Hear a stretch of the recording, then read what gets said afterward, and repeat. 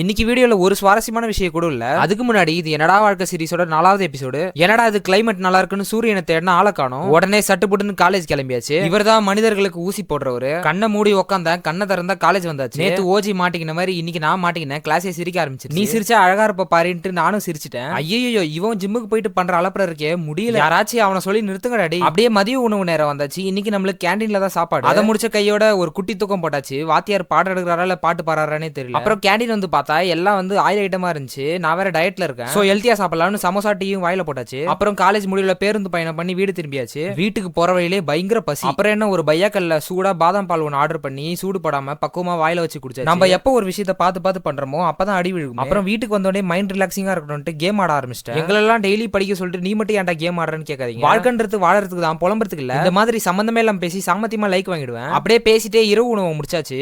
அப்புறம் இந்த video edit பண்ண உட்காந்துட்டேன். இந்த வீடியோ எடிட் பண்றதுக்குள்ள தலை சுத்தலுக்கு ஆளாயிட்டேன். ஸோ இதுக்காகவே லைக் அண்ட் ஃபாலோ பண்ணிட்டு என்ன மாதிரி சந்தோஷமா இருங்க. டாடா பாய்.